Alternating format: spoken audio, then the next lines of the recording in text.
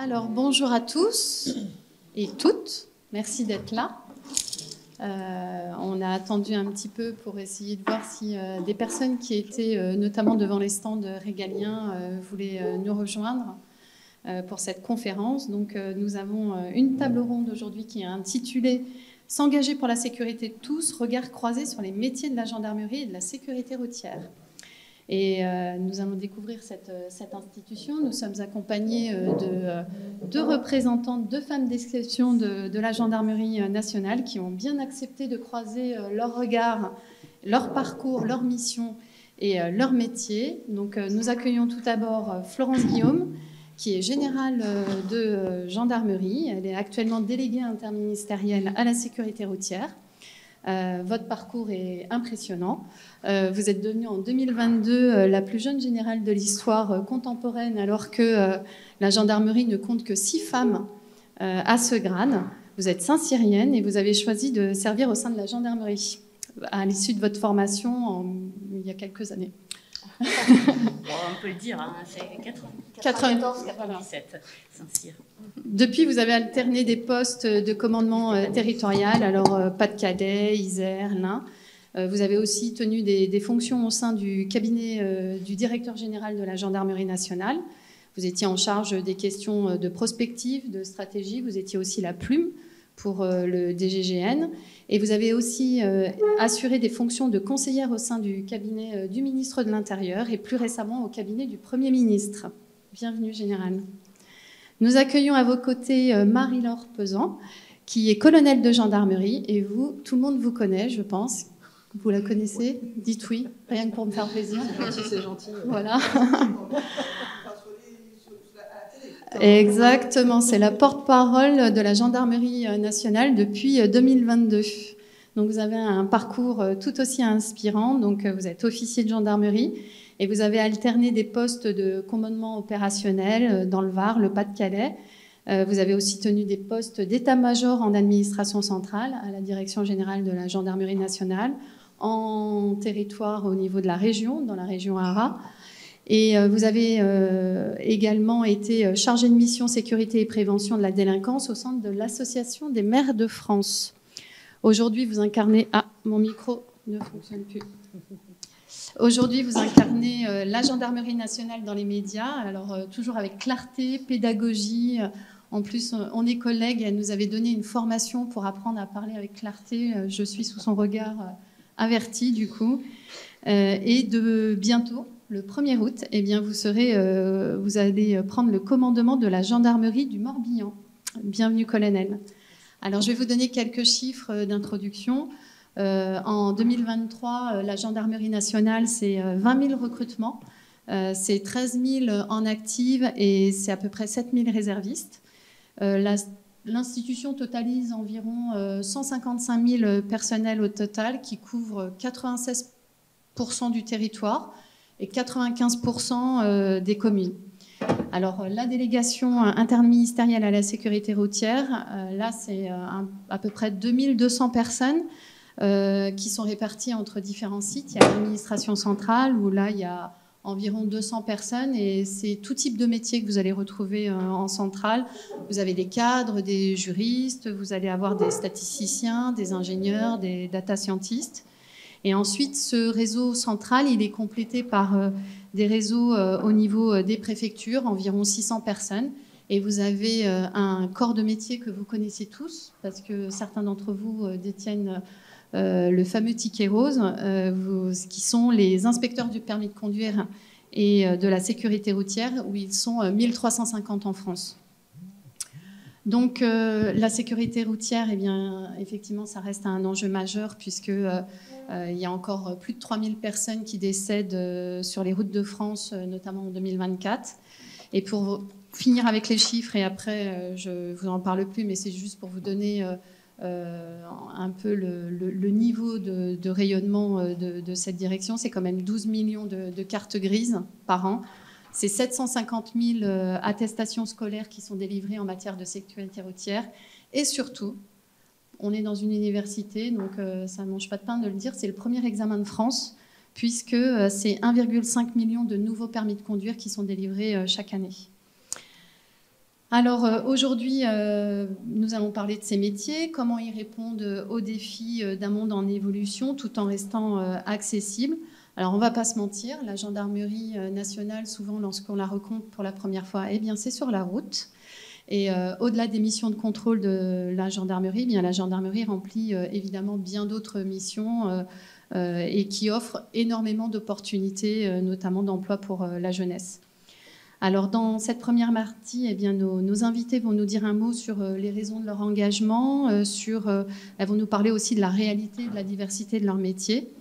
Peut-être, Général, pouvez-vous commencer et nous partager ce qui vous a motivé à vous engager et en quoi consiste aujourd'hui votre mission à la sécurité routière ?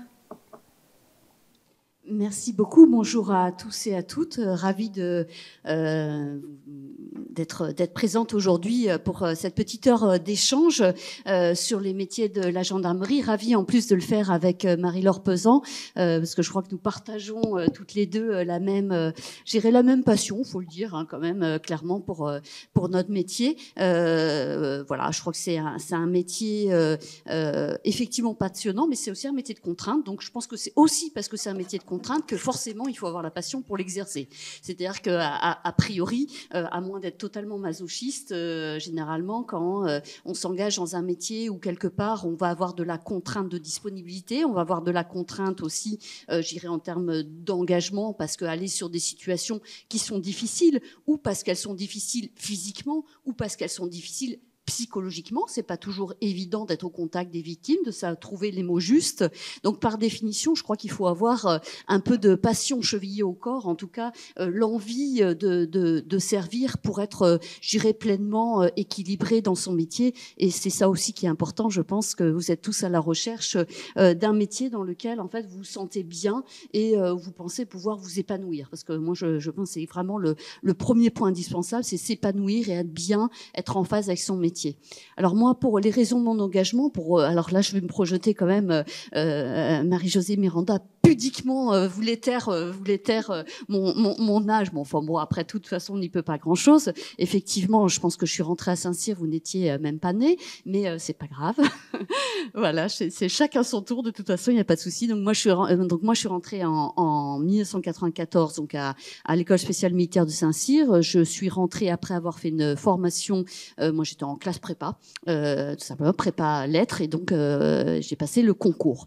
Voilà pour la partie purement, j'irais scolaire. Quoique je pourrais rajouter qu'en fait j'ai fait un peu tout, parce que finalement j'ai fait un bac scientifique. Après j'ai fait une prépa littéraire, et au sein de Saint-Cyr j'ai plutôt choisi la filière éco-droit. Donc ce qui fait que non pas ça traduit pas du tout de l'inconstance dans mes choix, mais plutôt en fait une ouverture et un intérêt en fait sur pas mal de matières. Après, pourquoi je suis rentrée à Saint-Cyr et pourquoi j'ai choisi la gendarmerie aussi, c'est peut-être aussi le deuxième point, c'est de dire, moi, enfin vraiment la conviction que j'avais, c'était la protection de la population. Alors, moi, je rappelle souvent ça, qui fait parfois un peu sourire, mais c'est un peu le côté dormez tranquille, on veille sur vous. C'est un peu ce qu'on peut ressentir parfois quand on passe dans certains villages ou dans certaines villes et qu'il fait nuit, que les gens sont, que les choses sont calmes. On se dit, voilà, comment on participe. Et pour moi, la gendarmerie, c'est ça. C'est vraiment la question de. On pense souvent à la gendarmerie comme étant la lutte contre l'insécurité routière. Bien sûr, c'est aussi une raison de l'engagement et la question finalement de la justice et la question de mettre bon ordre justement dans le respect des lois. Hein. La gendarmerie, c'est les soldats de la loi. Mais je crois que c'était avant tout, je dirais, c'est autant lutter contre l'insécurité que protéger la population, parce qu'il ne faut pas oublier que notre mission, elle s'exerce sur toute la population, en fait, pas juste contre quelques-uns. Donc voilà, moi, c'est vraiment ma philosophie de la gendarmerie, c'est servir tout simplement et protéger la population. Et voilà. Et pour la carrière, alors Marie-Josée Miranda en a rapidement, mais je crois que si on veut en dire quelque chose, c'est vraiment l'alternance entre des commandements opérationnels, donc la partie terrain, des parties en administration centrale, Alors parfois ça fait pas très rêver, hein, l'administration centrale. Généralement quand on s'engage en gendarmerie, on se dit bah non mais moi je vais être sur le terrain, je vais être au contact des gens et franchement l'administration centrale fait pas forcément triper. Moi j'ai trouvé aussi beaucoup d'épanouissement, beaucoup de compréhension et sincèrement ce côté aller-retour entre le terrain où à chaque fois en fait on monte d'une marche entre guillemets sur les responsabilités et l'administration centrale où on comprend aussi le sens et où en fait on fait aussi fructifier ce qu'on a rencontré sur le terrain. Quand on reproche à l'administration centrale de pas être assez pragmatique, à chaque fois je me dis mais Dieu me préserve, enfin Dieu pardon sur le terme, enfin bref qu'on me préserve en tout cas du côté quand je suis en administration centrale, j'oublie pas que j'étais sur le terrain avant et quand je reviens et inversement quand je suis sur le terrain, quand je reviens sur le terrain, qu'est-ce que j'ai appris de l'administration centrale pour pouvoir mieux faire remonter les choses et faire progresser la machine. Donc pour moi c'était plutôt quelque chose d'assez vertueux. En plus j'ai aussi eu la chance d'être à chaque fois dans des dynamiques, alors parce que vous avez plein de façons différentes de voir le métier, hein, parfois des façons assez spécialisées. Moi j'étais à chaque fois finalement, ma spécialité c'est un peu bizarre, c'est le transverse en fait, c'est plutôt justement un peu plus la généraliste, puisque moi j'ai toujours été dans des choses assez transverses, donc où je mêlais à la fois la question de la vision stratégique avec les grands enjeux de sécurité publique, de sécurité routière, donc ça a toujours été un peu de transverse, beaucoup en cabinet, effectivement, et en cabinet ou en communication. Voilà, on a pas mal de points communs avec Marie-Laure, et sur des questions de communication où forcément on doit être aussi généraliste. Et puis après, particularité aussi, c'est que finalement, et c'est aussi un point commun avec Marie-Laure, c'est le fait d'avoir fait parfois des pas de côté hors de notre institution, c'est-à-dire que là, je suis détachée depuis 3 ans dans la haute fonction publique comme déléguée interministérielle à la sécurité routière, j'en parle dans une minute, mais j'ai déjà eu l'occasion par 2 fois, même plus que ça d'ailleurs, enfin 2 fois significatives, en étant 3 ans au cabinet du ministre de l'Intérieur il y a une quinzaine d'années et 2 ans au cabinet du Premier ministre juste avant ce poste. Donc ça me permet aussi, c'est intéressant de faire ces pas de côté parce que déjà c'est enrichissant et je trouve que voilà, on sort un peu sa zone de confort, on s'oblige à rencontrer d'autres personnes et ça c'est assez formidable de découvrir d'autres institutions, d'autres façons de travailler, d'autres méthodes et ça permet aussi de s'enrichir et d'avoir aussi intérêt, hein, la vision extérieure sur son institution. Et donc, quand on y revient, normalement, on est censé faire fructifier tout ça. Après, pour pas être trop longue et laisser la parole à Marie-Laure, peut-être juste un mot sur la délégation interministérielle à la sécurité routière, qui est pas... Alors, la sécurité routière, c'est un peu comme la communication. On a tous l'impression de savoir à peu près ce que c'est. C'est souvent un peu plus technique qu'il n'y paraît et certainement beaucoup plus vaste que ce que vous pensiez. C'est pour ça que les chiffres clés qui ont été rappelés viennent rappeler que la sécurité routière, c'est pas juste les radars, ce qui est parfois la vision tellement réductrice en fait de la sécurité routière. C'est vraiment une mission très complète qui traite à la fois de l'éducation routière. En fait, depuis quels sont les programmes d'ailleurs à l'école, au collège, au lycée, qu'est-ce qu'on y fait, comment on organise l'examen du permis de conduire, premier examen de France, comment il est organisé, comment il est validé, comment il est traité, comment les titres eux-mêmes sont produits. La question de la prévention.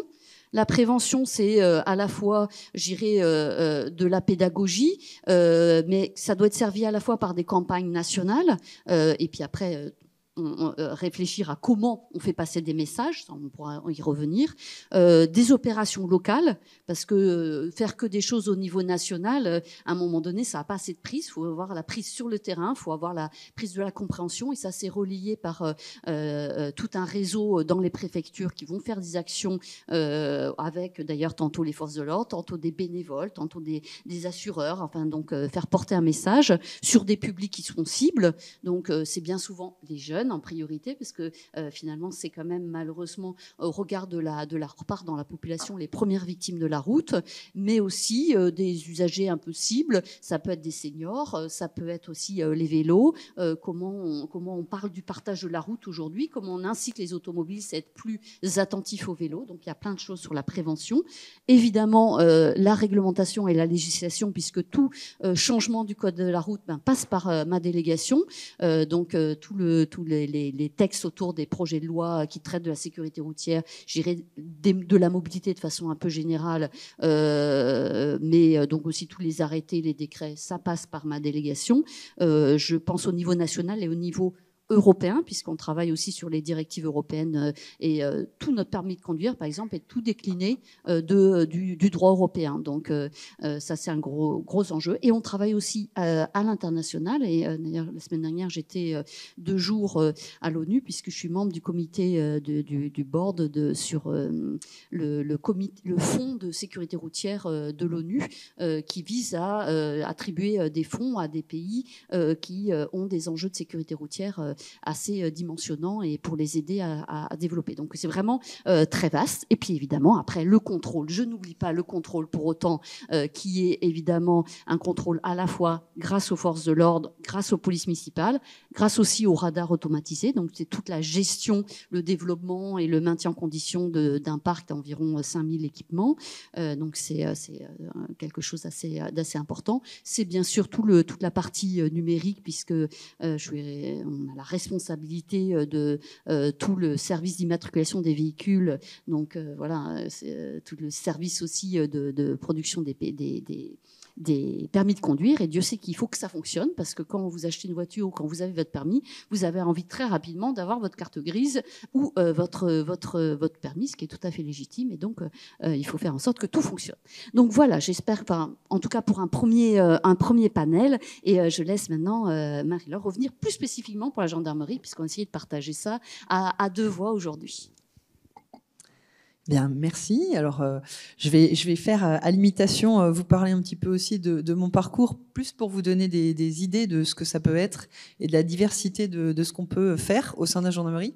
Parce que c'est vrai que on est actuellement dans une société où on n'a pas toujours envie de faire toute sa carrière dans la même entreprise ou dans la même administration. Mais en fait, on se rend compte que dans la gendarmerie, c'est 300 métiers. Et donc, en fait, quand on rentre dans la gendarmerie, on rentre pas dans la gendarmerie pour faire un seul métier. Et on en est toutes les deux l'illustration. Alors me concernant, moi j'ai plutôt un parcours universitaire. Donc j'ai fait un bac S également. On se rejoint là-dessus. Ah merci. Ils n'ont même pas connaissent ce que c'est.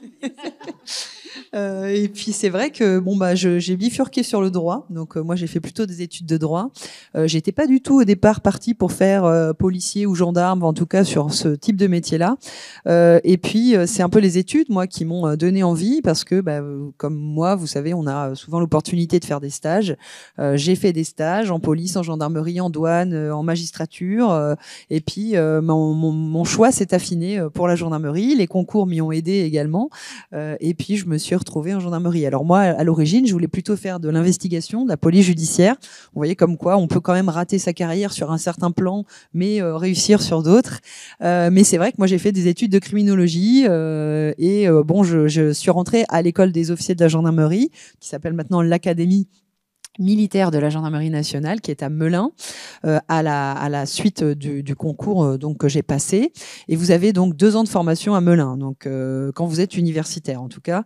Donc là c'est une formation militaire dans un premier temps, et ensuite un petit peu plus tournée vers les fondamentaux de la gendarmerie nationale, donc toutes les missions qu'on va être amené à exercer par la suite en termes de commandement, mais sur de l'opérationnel pur également.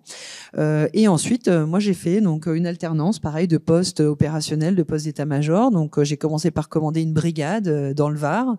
Donc quand vous êtes officier de gendarmerie, vous parcourez beaucoup de kilomètres et vous visitez un peu la France. Donc moi j'ai commencé dans le Var. Ensuite je suis allée sur Lyon, sur des postes plutôt communication, RH. Donc ça vous enrichit au fur et à mesure. Vous apprenez de nouvelles compétences que vous pouvez mettre en œuvre sur les postes qui suivent. Donc je suis allée ensuite dans le Pas-de-Calais. Vous voyez, j'ai fait une transversale. Là-bas j'ai commandé une unité opérationnelle. Donc tout ce que j'avais pu voir avant, j'ai pu le mettre à profit dans la gestion pure des personnels, mais également dans l'opérationnel et la communication, puisque quand vous êtes à la tête d'unité, vous êtes sollicité aussi par les médias pour valoriser un peu le travail de vos gendarmes, pour parler des belles affaires ou des belles opérations. Voilà. Et puis ensuite, en cours de route, on passe un concours, alors qu'on appelle l'école de guerre. Maintenant, c'est un autre nom, mais l'objectif, c'est de faire un concours en cours de parcours professionnel pour pouvoir ensuite accéder à d'autres responsabilités de plus haut niveau d'encadrement. Et donc, j'ai passé ce concours-là, qui m'a amené moi à aller à Strasbourg 1 an, à faire une scolarité à l'ENA. Donc, vous avez un panel de formations qui vous sont offertes quand vous réussissez ce concours-là. Il y en a qui vont à l'école militaire, faire l'école de guerre, qui est un peu la formation classique et fondamentale qu'on avait depuis plusieurs années. Mais vous avez aussi la possibilité d'aller à HEC, d'aller à l'école de l'aviation civile, de faire des scolarités auprès de la Sorbonne, d'Assas. Enfin, vous voyez, il y a vraiment un panel très varié qui permet de se former en cours de parcours professionnel. Et ensuite, effectivement, je suis allée conseiller les élus sur leur sécurité, la prévention de la délinquance. Donc ça, ce sont des expériences qui sont vraiment fortes pour nous parce que, comme disait la générale, ça permet d'avoir un pas de côté sur notre institution, de mieux voir de l'extérieur les forces, les fragilités, et puis aussi de venir enrichir quand on revient dans notre institution avec une expérience différente qu'on a pu vivre. Et ça, c'est quelque chose qui est très recherché au sein de l'institution, qui est très encouragé. Voilà. Et puis pour terminer, effectivement, je suis porte-parole maintenant depuis 2 ans et demi, bientôt 3 à l'été, et je retournerai sur le terrain très prochainement. Donc vous voyez, on a vraiment une grande variété de postes et on est quand même acteur. On peut demander certains postes. On les a pas tous, faut pas être non plus dans le rêve absolu, mais on peut quand même demander à évoluer sur certaines compétences ou choisir en tout cas certains types de postes ou certaines géographies. Après, c'est un choix qui se fait en lien avec le gestionnaire. Voilà. Donc moi, porte-parole de la gendarmerie, c'est vrai que pour faire simple, je pense qu'on reviendra un peu plus tard sur le détail de ce qu'offre la gendarmerie, mais c'est vrai que c'est un poste où finalement j'ai une vision assez large de l'institution, de toutes ses capacités, des différentes unités qui existent, et sur ça, c'est important d'avoir en tête que la gendarmerie, effectivement, c'est pas juste le gendarme qui est au bord de la rue et qui vous verbalise. Heureusement que ce n'est pas que cela, mais on a beaucoup d'autres missions qui sont pas toujours connus. Donc, la mission d'investigation, la police judiciaire, ça, on en fait beaucoup. C'est une grosse part de notre activité. Il y a effectivement de la sécurité du quotidien, comme on dit. Donc, c'est les brigades, le contact avec la population, la prévention, l'intervention sur des événements, notamment quand on a des appels urgents. Vous êtes victime d'une atteinte, la gendarmerie est présente. Mais il y a aussi beaucoup d'autres domaines qui sont moins connus. Vous avez des gendarmeries qui sont spécialisées, par exemple la gendarmerie de l'air ou la gendarmerie maritime. Il faut savoir que la gendarmerie, en fait, on est au ministère de l'Intérieur, mais il y a une partie de la gendarmerie qui reste rattachée au ministère des Armées, comme ça l'était historiquement. Et donc, vous avez une part de notre action qui est de protéger les emprises des armées. Donc, dès que vous avez une base militaire, armée de l'air, vous avez une gendarmerie de l'air qui est là pour protéger ces sites. Vous avez la gendarmerie maritime qui agit en mer aux côtés de la Marine nationale, notamment pour toute la criminalité organisée, mais aussi pour la régulation des pêches. Il y a beaucoup de missions qui sont méconnues.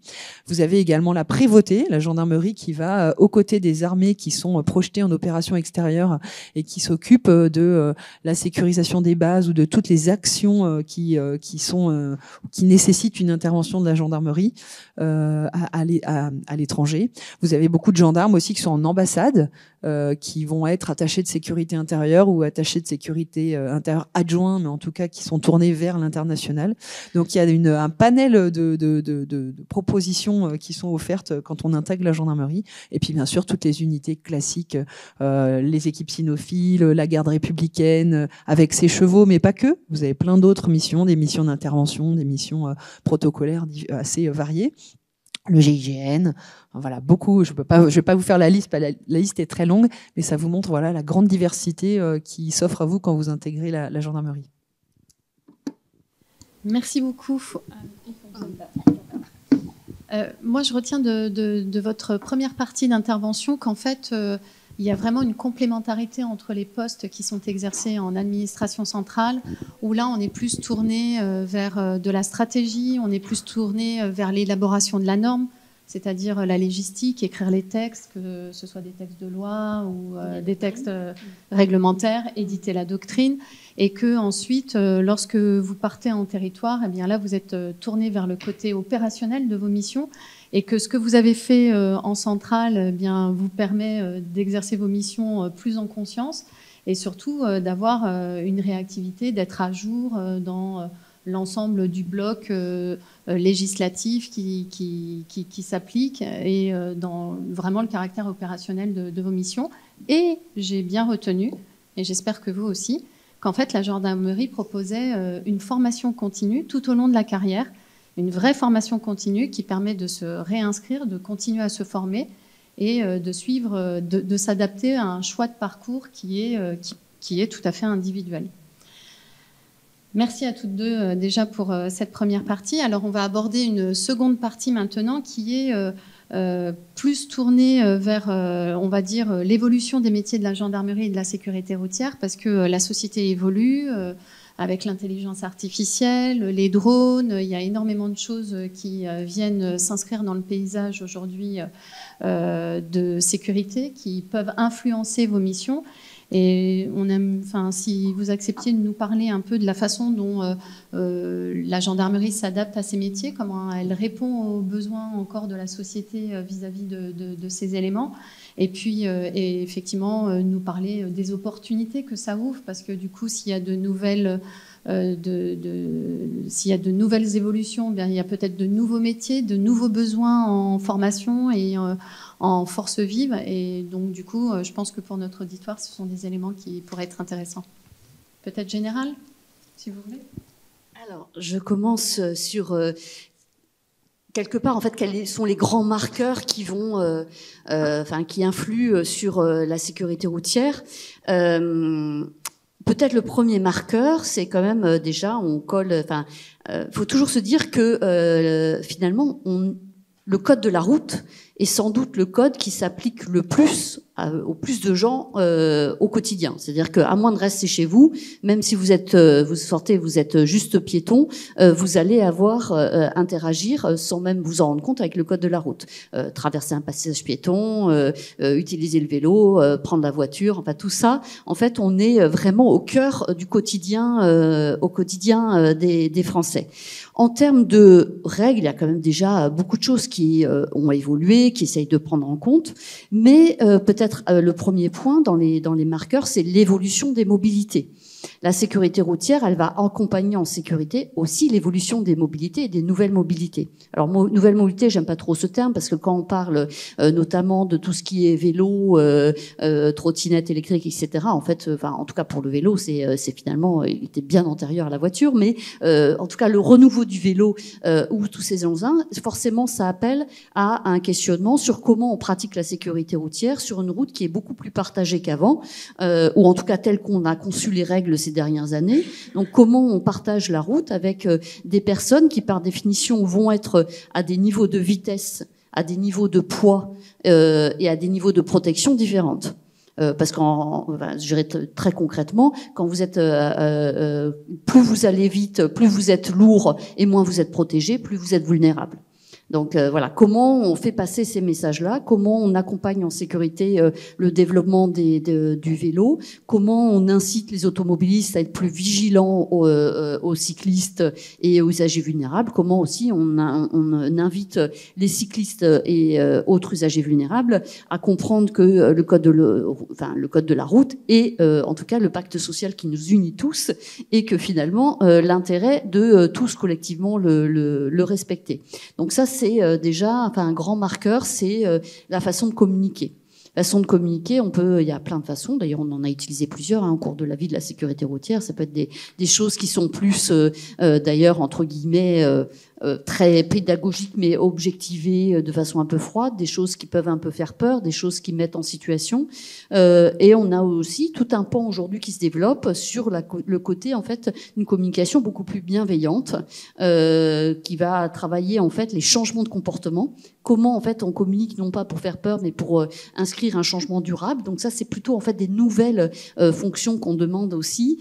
C'est comment, finalement, avec le nudge, avec différentes façons de procédés, on peut réussir à faire évoluer le comportement des personnes. Et c'est pas si simple parce que la prévention, par définition, déjà, c'est l'art de la répétition. Alors parfois, pour ceux qui subissent toujours les discours, ils ont l'impression que c'est l'art de la martothérapie, d'ailleurs. Mais en tout cas, comment nous, on peut influer pour avoir, je dirais, un peu plus d'apaisement sur la route, parce qu'en réalité, finalement, c'est aussi l'apaisement qui est souhaité. Donc ça, c'est une première grande dominante, c'est les nouvelles mobilités, comment on régule, quelle est la place de chacun sur la chaussée. Typiquement, aujourd'hui, nos réflexions, dès que les trottinettes électriques sont sorties, il y a eu tout un travail avec un décret qui est sorti pour savoir, en fait, comment on circule la trottinette électrique, pour faire clair. Pareil, aujourd'hui, vélo cargo, vous avez l'imagination à l'action, ce qui est très bien, mais en même temps, voilà, comment on met, quelle est la place de chacun sur la route.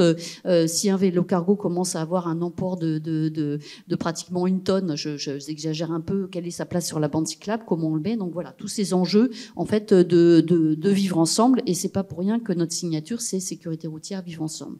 Donc on a vraiment ce sujet, ce marqueur de accompagner une nouvelle mobilité. Ce marqueur aussi, bien sûr, de vieillissement de la population. Vieillissement de la population, c'est comment on prend en compte le facteur aptitude à la conduite, comment on arrive à avoir un message à la fois rassurant mais clair sur le fait qu'on ne peut pas conduire si on n'est pas apte à la conduite. Comment c'est des choses qui sont pas forcément évidentes, parce que parfois vous avez des questions complexes auxquelles on voudrait avoir une réponse simpliste, ça marche pas. Donc comment en tout cas on travaille notamment avec les médecins généralistes pour les inviter, et on a beaucoup d'interactions. On est présent chaque année au congrès des médecins généralistes à Port-de-Maillot pour justement inviter aussi ces professions à être plus attentifs sur l'aptitude à la conduite, à avoir un discours avec leurs patients, parce qu'ils sont soumis au secret médical, mais ça les empêche pas d'être porteurs de conseils, et notamment sur l'interdiction de conduire. Donc il y a toutes ces questions là de vieillissement de la population et d'aptitude à la conduite. Et on a toute la question de comment on prend les nouvelles technologies. Et je pense notamment, alors même si maintenant le mot est totalement surfait, on l'entend partout, mais enfin le recours à l'IA et autres dispositifs pour mieux traiter, gérer une partie un peu plus, presque ce qui va se rapprocher à la gendarmerie, c'est la lutte contre la fraude aux examens, comment on travaille avec l'IA pour injecter dans nos logiciels des algorithmes qui vont permettre d'identifier des parcours anormaux. Donc ça, un gros travail avec l'IA, un gros travail aussi sur les technologies, et notamment, alors je peux parler des radars, c'est sans doute pas pas les seuls outils technologiques, mais comment on avance en termes de technologie sur les instruments.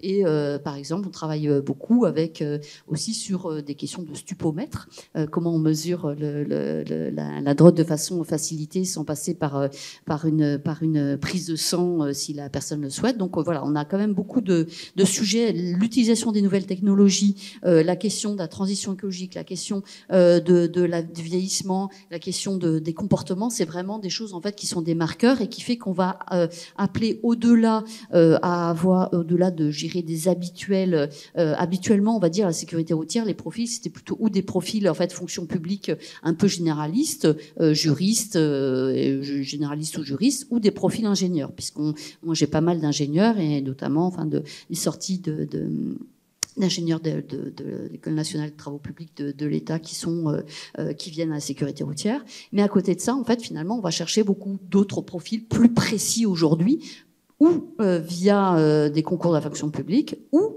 via aussi du contractuel. On a beaucoup plus de fluidité en termes contractuels aujourd'hui pour aller chercher des profils un peu spécialisés qui vont venir nous aider pendant un moment donné sur des parcours. Et évidemment, gérer le focus évidemment que j'ai envie de mettre, c'est sur la partie numérique. Je vous le disais, on a des systèmes d'information extrêmement importants, système d'immatriculation des véhicules. On n'imagine pas derrière une plaque d'immatriculation tout ce qui se passe, mais le système, il supporte pratiquement 40 millions d'opérations par an. Il n'y a pas que sortir une carte grise, il y a toutes les interrogations des forces, il y a toutes les interrogations pour le free flow des plaques. Enfin, vous avez énormément de choses qui passent par ça, donc on a besoin aussi de spécialistes. Donc je dirais, au profil assez généraliste, on finit par ajouter des recherches de profils beaucoup plus spécialisées, que ce soit en interne fonction publique, avec la construction un peu de profils un peu type, mais je pense que Marie-Josée Miranda pourra vous en dire un peu plus peut-être, ou des profils vraiment très spécialisés sous la forme de contrats. Alors pour la gendarmerie nationale, il y a déjà 3 types en fait de recrutement. On le sait pas toujours. On pense qu'il y a que des militaires opérationnels, mais en fait vous avez des militaires donc vous avez je vais essayer d'être simple parce que c'est pas simple, mais on va essayer de le simplifier.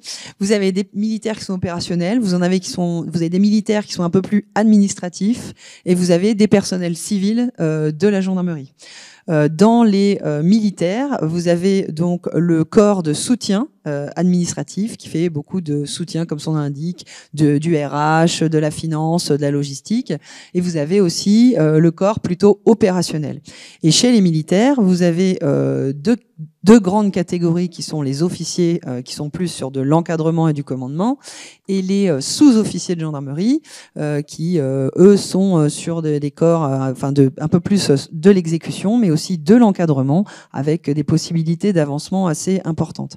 Et vous avez un troisième statut qui existe pour les militaires, ce sont les gendarmes adjoints volontaires, qui sont des militaires qui sont recrutés sur un temps court, maximum 6 ans. Ça vous permet, avec un premier contrat qui est de 2 ans, de découvrir la gendarmerie, de voir si ça peut vous convenir ou pas, et ensuite de décider ou pas de passer les concours pour devenir sous-officier ou officier de gendarmerie. Vous pouvez aussi décider de devenir civil, donc là, passer les concours de la fonction publique, mais vous pouvez aussi bénéficier, en ayant eu ce premier contrat au sein de la gendarmerie, vous pouvez bénéficier d'un concours un petit peu différent pour pouvoir intégrer le corps des sous-officiers, parce qu'on estime que vous avez déjà acquis une première expérience au sein de la gendarmerie. Et donc, ça peut vous faciliter les choses aussi au sein du recrutement qui serait du coup interne. J'espère que j'étais un peu assez claire. N'hésitez pas si vous avez des questions ou des besoins de précision là-dessus. Et donc, au niveau des profils, on recherche tout type de profil.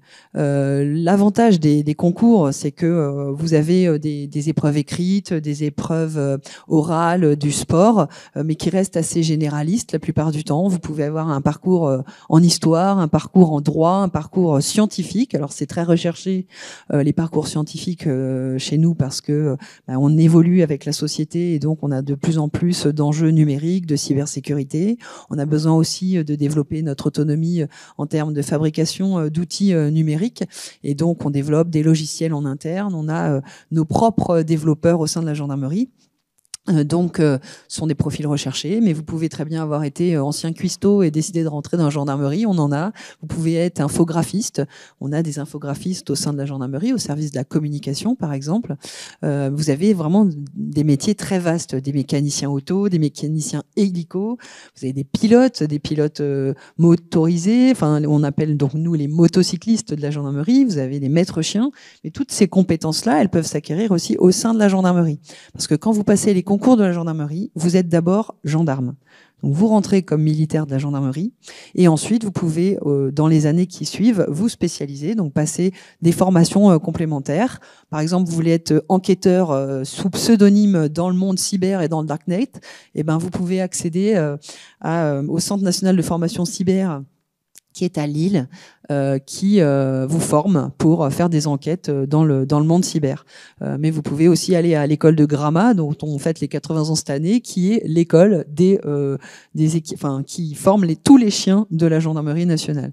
Donc, vous voyez, les possibilités sont assez énormes. Et vous pouvez aussi être gendarme mobile, par exemple, décider d'aller faire du maintien de l'ordre dans tous les gros événements. Donc, ça part, par exemple, de la sécurisation d'un match de foot, en passant par des mouvements de contestation qu'il peut y avoir par rapport à l'eau, par exemple, ou des rave parties. Vous pouvez être là pour justement apporter de la sécurité. Mais vous pouvez être projeté en Outre-mer. Quand vous êtes gendarme mobile, vous allez renforcer les territoires d'Outre-mer où il y a besoin d'avoir beaucoup de gendarmes. Vous avez tous en tête, comme moi, les émeutes qu'il y a eu récemment en Nouvelle-Calédonie. Là, on a projeté des gendarmes mobiles, jusqu'à 40 escadrons de gendarmerie mobile qui étaient là pour 3 mois, 4 mois, mois pour renforcer la sécurité de la Nouvelle-Calédonie. Mais vous pouvez être projeté, comme ça a été le cas à Mayotte, sur des événements climatiques quand il y a eu le cyclone Chido.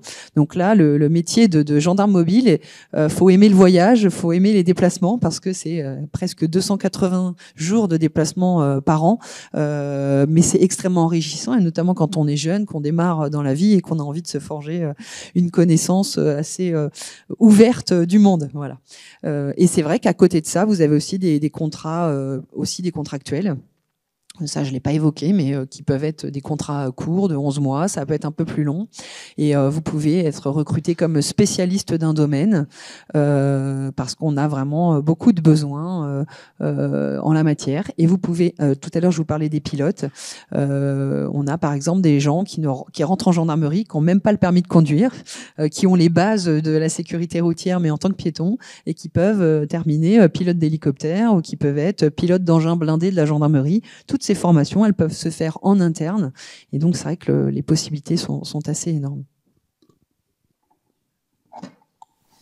Merci beaucoup, c'est très intéressant. Je pense qu'on peut retenir que la gendarmerie permet des voies d'accès qui sont diverses, qu'on n'est pas obligé de passer nécessairement à un concours, qu'on peut changer d'avis, que si une fois qu'on est dedans, finalement on se rend compte qu'on a d'autres aspirations et que on veut changer de métier, on peut aussi poursuivre, changer de métier à l'intérieur de la gendarmerie. Enfin, je pense que ça ouvre des voies, des perspectives et des opportunités de carrière qui sont multiples et qui peuvent aussi, à un moment donné où on ne veut plus exercer le même métier tout au long d'une vie, de pouvoir se renouveler sur d'autres missions. Alors, on va peut-être passer aux questions. Alors moi, j'en aurais deux pour commencer, pour lancer le débat, si vous avez des questions ensuite. Est-ce que vous pouvez nous dire comment on s'inscrit au concours de la gendarmerie et nous parler de la réserve aussi de la gendarmerie, parce que ça peut être un autre moyen aussi de découvrir les métiers de la gendarmerie. Alors, pour s'inscrire pour la gendarmerie, pour s'inscrire au concours, il faut aller sur le site La Gendarmerie Recrute. Alors, c'est assez... vous allez voir, il y a un panel assez important de concours différents, parce que comme je vous ai expliqué, il y a beaucoup de possibilités. Donc, vous avez le concours de gendarme adjoint volontaire, par exemple, classique, mais vous avez aussi le concours d'emploi particulier. C'est quelqu'un qui veut être sur un métier, par exemple, spécifique RH, ou qui veut être justement dans la restauration, ou dans des métiers un peu plus financiers, par exemple. Donc là, vous avez des emplois de spécialistes. Donc là, c'est un concours pour les gendarmes adjoints volontaires. Pour être sous-officier de gendarmerie, c'est aussi un concours. Donc là, le premier concours de l'année vient de se terminer, mais vous avez un concours en septembre. Donc pareil, vous pouvez commencer à constituer votre dossier par Internet. Vous avez pour les officiers de gendarmerie également un concours. Donc là, c'est plutôt en début d'année. Vous allez d'abord avoir un oral, enfin en fin d'année, pardon, les écrits. En début d'année, un oral, et vous intégrez l'école des officiers de la gendarmerie à l'été. Donc là, c'est pareil, inscription d'abord par Internet. Vous avez vraiment toutes les informations sur le site. Faut pas hésiter à le consulter parce que vous avez des exemples aussi des types de métiers qui s'offrent à vous. Et vous avez au sein des officiers différents types de concours. Vous pouvez rentrer comme officier universitaire, mais vous pouvez aussi entrer comme officier sur titre. Par exemple, vous êtes doctorant en physique-chimie et vous voulez travailler demain dans le laboratoire de police scientifique de la gendarmerie. Vous pouvez être recruté par votre bagage universitaire, enfin grâce à ce bagage spécifique. Vous pouvez également intégrer comme scientifique de la gendarmerie. Il y a un concours spécifique à ça. Donc, quand on vient de l'extérieur, on a beaucoup d'options. Quand on est personnel civil, ça se fait via les concours de la fonction publique notamment, mais ça peut se faire aussi sous forme de contrat. Donc là, il faut se renseigner, il faut regarder sur le site choisir le service public. Voilà, vous avez tous les éléments pour pouvoir rentrer en tant que contractuel, et on en recrute très régulièrement parce que c'est vrai qu'on a beaucoup de missions parfois qui demandent un effort ponctuel. Je pense par exemple aux Jeux Olympiques. Pendant les Jeux Olympiques, on avait besoin d'un peu plus de main forte, et donc on a recruté pas mal de personnel civil comme ça. Mais au sein du service com, donc moi je suis plus proche du service com en ce moment, on recrute encore beaucoup pour faire par exemple l'animation des réseaux sociaux de la gendarmerie, pour faire aussi un appui juridique sur la protection de la marque gendarmerie. Mais vous avez aussi des personnels civils sur l'aspect financier. La gestion du budget de la gendarmerie demande aussi des compétences extrêmement aiguës en la matière, notamment sur les finances publiques, mais également sur la gestion RH. On a la gendarmerie, c'est 130 000 personnes à gérer, des personnels d'actifs, donc ceux qui sont opérationnels, et pour faire la transition, des personnels de réserve également. Et donc, c'est vrai qu'on a beaucoup de métiers, on a besoin de beaucoup de monde pour gérer ces effectifs. Alors pour la réserve, peut-être, je sais pas, est-ce que... Non, vous vouliez rajouter quelque chose? Allez-y. Hein. Non, mais je crois que tout est dit. De toute façon, la réserve, c'est sur le même site, hein, finalement. Exactement. Donc, voilà, tous les éléments, et ça permet effectivement de faire des allers-retours, en tout cas, et puis de voir, de découvrir ou d'apporter.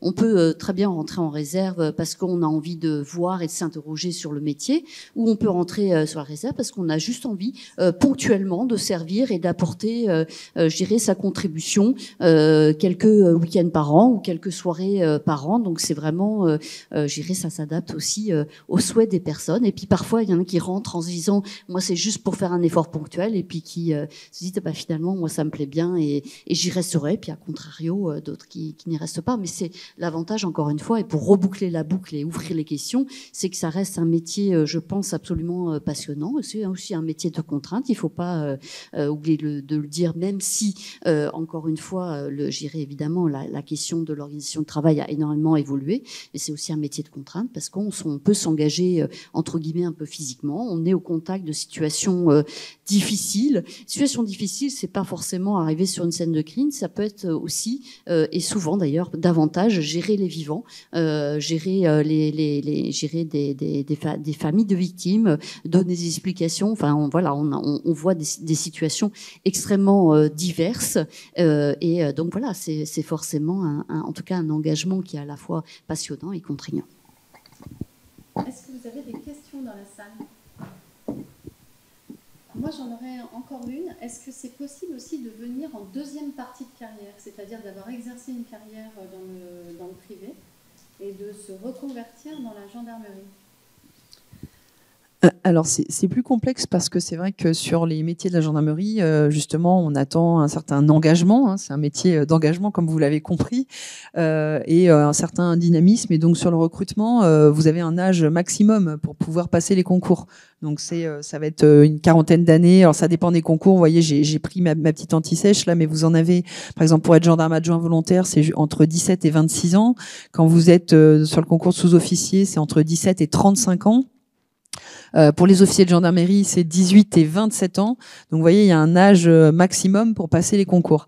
Après, pour rentrer dans la réserve, effectivement, alors je sais pas si vous avez tous en tête ce que c'est vraiment la réserve, mais vous savez, c'est prendre du temps. Vous pouvez exercer un métier civil et décider de passer quelques jours dans l'année au profit de la gendarmerie. Vous avez une formation qui s'appelle la préparation militaire gendarmerie, qui vous donne des clés pour justement vous engager en tant que militaire. Et là, vous pouvez exercer le métier de gendarme aux côtés des gendarmes quelques jours par an. Là, l'âge est un peu plus large. L'idée est d'aller autour des 40 ans. Donc, on peut s'engager dans cette deuxième partie de vie, alors pas trop tard quand même, pour pouvoir devenir réserviste. Après, dans les métiers contractuels, c'est un petit peu différent puisque ce sont des missions ponctuelles. Là, on peut effectivement avoir des recrutements à des âges un peu plus avancés. Mais voilà, on a plusieurs façons de s'engager. Mais au-delà de 40 ans, ça devient un peu plus complexe sur l'active. Et après, pour défendre aussi ma boutique actuelle, donc la délégation à la sécurité routière, en revanche, il y a des possibilités, je pense notamment au corps des inspecteurs qui se fait sur concours. Là, pour le coup, l'âge est beaucoup plus, est sans limite d'âge, entre guillemets. Et en tout cas, les promotions sont souvent des gens qui ont fait une première partie de carrière ou dans la fonction publique ou d'ailleurs dans le privé. On a un certain nombre d'enseignants à la conduite, de gens qui étaient moniteurs en école qui à un moment donné passe le concours pour changer de statut, et on a une moyenne d'âge qui est plutôt de 40 ans. Donc ce qui montre qu'en fait, mais on a aussi quelques jeunes, donc ce qui montre qu'à chaque fois, en fait, c'est vraiment en fait quel est le métier qui va être exercé et à quel moment en fait il y a des besoins de conditions d'âge ou pas. Peut-être, si je peux me permettre, en fait, je pense qu'il faut prendre le sujet à l'envers. C'est qu'en fait, la gendarmerie est une belle première partie de carrière pour quelqu'un qui, à un moment donné, dit voilà, j'ai appris beaucoup de choses, je me suis engagé, j'ai envie d'aller sur un autre domaine. Elle vous apporte des clés, une richesse en termes de compétences, des savoir-faire, des savoir-être qui sont très appréciés aussi dans le monde du privé. Et donc, évidemment, on vous encourage toujours à faire plein de choses parce que, comme vous l'avez compris, 300 métiers dans la gendarmerie, il suffit pas d'une vie pour tous les exercer. Mais voilà, si à un moment donné vous avez envie de changer, c'est pas quelque chose qui est immuable et vous avez cette possibilité-là. Alors en tant que gendarme, quand vous passez le concours, que vous êtes militaire, pour pouvoir toucher une retraite immédiate, vous devez être dans la gendarmerie. Enfin, vous devez un certain nombre d'années, on va dire, à la gendarmerie. Donc quand vous êtes sous-officier, il faut avoir fait 17 ans de service pour pouvoir toucher votre retraite immédiatement. Bon, si vous faites pas 17 ans, vous pouvez partir avant, mais ça veut dire que vous avez votre retraite plutôt à l'âge de la retraite. Quand vous êtes officier, là, on a investi plus longtemps sur vous, on vous a formé 2 ans, donc vous devez rester 27 ans en gendarmerie pour toucher votre retraite immédiatement. Mais voilà, là, rien n'est fermé. Et vous continuez à être acteur de votre parcours, vous pouvez quitter l'institution sans difficulté. Voilà, il y a des possibilités. Et quitter, faire de la réserve aussi, effectivement. Voilà, vous avez vraiment plein de possibilités et rester ensuite d'une autre manière. Allez-y, madame.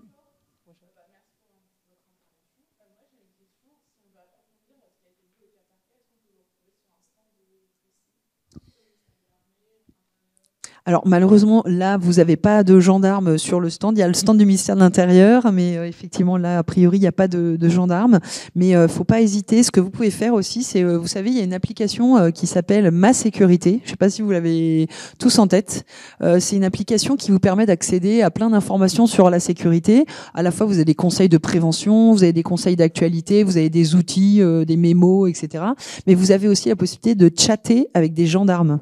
Donc, quand vous cliquez sur cette application, vous pouvez poser vos questions, éventuellement être réorienté vers un centre, voilà, quelqu'un qui va pouvoir vous répondre en détail sur le recrutement. Et si vous êtes vraiment intéressé pour intégrer la gendarmerie, vous avez aussi les CIR, on appelle chez nous, c'est les centres d'information et de recrutement. Vous trouvez tous les coordonnées sur le site de la gendarmerie recrute, donc vous pouvez vraiment les contacter, poser toutes vos questions, aller les rencontrer. Et vous pouvez aussi avoir accès à des ambassadeurs, parce qu'au niveau du recrutement, on a des gendarmes de tout recrutement, tout corps, qui se sont mis comme ambassadeurs de la gendarmerie et qui peuvent aussi vous renseigner sur tel et tel métier. Donc vraiment, n'hésitez pas à aller sur le site recrutement, vous aurez vraiment accès à beaucoup de choses. Est-ce que vous avez d'autres questions ? Moi, je peux vous demander pour conclure de nous donner une valeur personnelle qu'il faut détenir pour exercer au sein de la gendarmerie, si vous deviez en retenir une. Une chacune. Celle qui commence a plus de chance. Allez, nous deux. Moi, je vais faire, en fait, encore une fois, avec ma double casquette, mais moi, c'est la valeur du respect. C'est respect des règles, respect des autres, respect de la loi. Donc moi c'est priorité au respect. C'est aussi le sens de notre dernière campagne. Je pense que c'est le respect et on est là. Ce qui m'a toujours mu, c'est justement cette ouverture aux autres, cette question de respect qui est aussi pour moi en fait une condition de le respect mutuel. C'est de la citoyenneté. C'est aussi une société apaisée. Voilà, donc le respect pour moi. Et moi, ce serait l'ouverture, parce que je pense que l'ouverture dans plein de domaines, c'est fondamental. L'ouverture aux autres, quand on exerce un métier de la sécurité, il faut être ouvert à tout possible. On peut avoir accès à plein d'interlocuteurs, de partenaires, des populations très variées, et ça nous ouvre l'esprit de manière énorme sur notre société. Et c'est une ouverture aussi, une curiosité qu'il faut avoir dans notre quotidien, parce que c'est ça aussi qui nous permet d'avancer, d'avoir des résultats et de répondre un présent, comme on dit chez nous, gendarmerie, pour la population, afin de servir le mieux possible.